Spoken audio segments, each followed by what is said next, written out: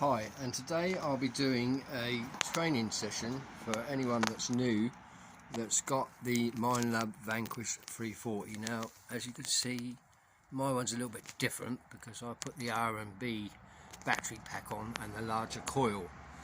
So he's a 340, but he's got the 540 gear on. Right, anyway, let's show you what he can do. I've got a selection of coins here for you to have a look at. I've got an old penny, another old penny, pound coin, 2 pence, a 1 pence, some musket balls, silver sixpences, which are very nice, and an old 3 pence, which you'll find a couple of them every now and then. Right, first of all, I'll show you what the numbers are.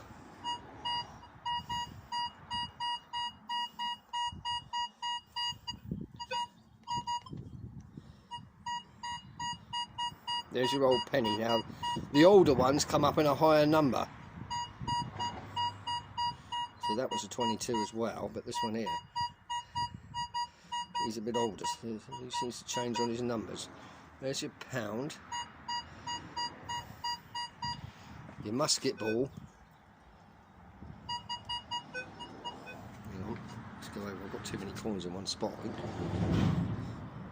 There's your musket ball.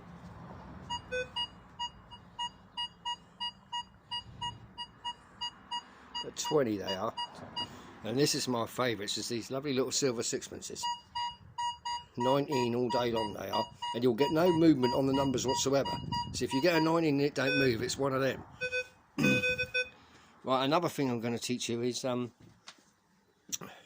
today about pinpointing. Now, there's lots of different ways you can do it, but the easiest way to do pinpointing is, I'll show you on one of these coins. Let's get this penny here to the middle section.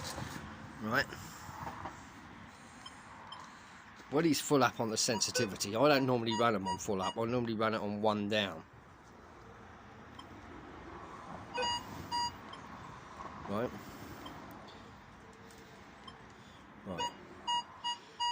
now when you're trying to pinpoint that, it can be quite difficult. I know I've got a big coil on it, but there's an easy way to do it, right? And that is just drop your sensitivity until you could only just get it, and then it pinpoints really well. It usually won't be on the first bar, usually you have to be on the second bar because it'll be a little way in. So you just drop it so you can only just get it, and then it pinpoints a lot better than if you have it on the full amount of sensitivity. And I'll show you another little trick now with a can. Let me show you with a can. I have a can. Hold on. You'll like this one. This is very clever. This will save you digging 5 minutes of these things.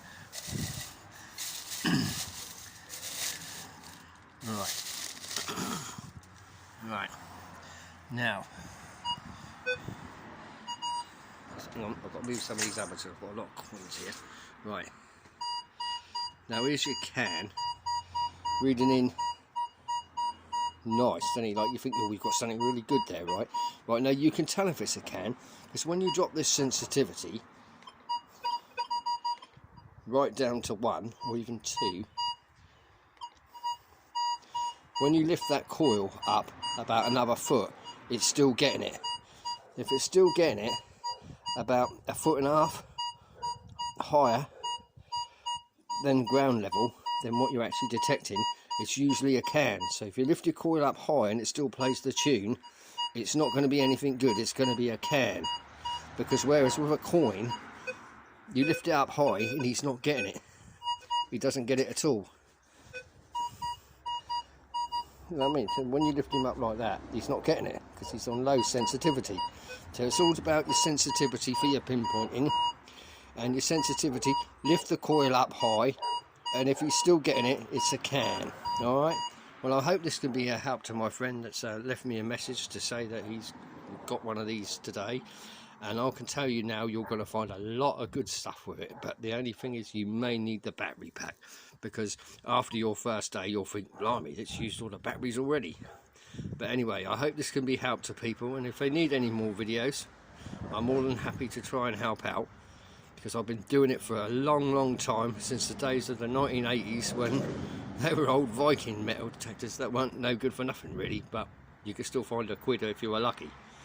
Right, in fact I don't even think they had pound coins in them days. I think it was only pound notes. Right, well, thanks for that, and I hope you enjoy my video. I'll just give you a couple more little demonstrations on some good quality stuff. Lead. Let's turn this sensitivity down a bit because I've got too many things there in one hit. 2021 will be a musket ball, and where you find musket balls you'll be finding hammered silver, because the chances are someone got shot and lost all their change, or they hid their money because they didn't want to get shot and lose all their change and didn't get time to come back for it. And here's an old 3p. Funny old things these are. They're made of a different metal, aren't they? I think they're made of brass.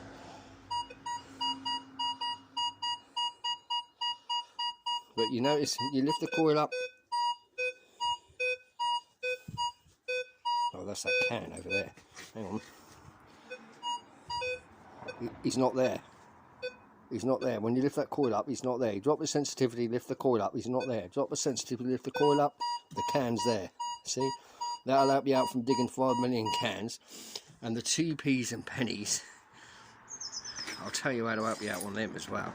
The 2p are, if it says anything that comes up 28, I mean, I don't know what that one says 30, most of them say 28. But there's your 2p there. 30. But that might be because it's an older one, it's been around for a long time. Because the new one's got iron in, so you won't get them. And the old pennies, see if we've got an old penny here. What's that? That's an old penny there. I know what these are already, 25, because I've had an episode of these. Right.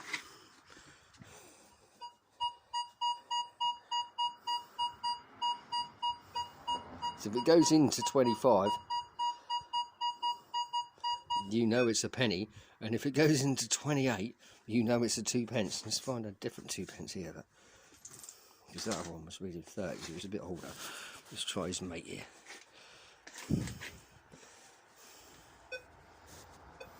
Nope, well, he's a new one, you don't want that. He's a bit clever to that for a palaver. That's the only one I've got, I think, yeah. This is my favourite though, without a doubt, is these lovely little silver sixpences. These are all like early 1900s. I think one of them's 1800. Alright, let's give you a go with them. But they are so crisp and so in the 19 every single time, and it doesn't even move off the dial. Beautiful. Dig them all day long, and where I dug them to, someone had already been over with a rally. But I think they had the old fissures from their single frequency things, so they obviously didn't get the depth of the Minelab, or they just didn't go there. But I think it's more of a case they didn't get the depth, because it was real deep.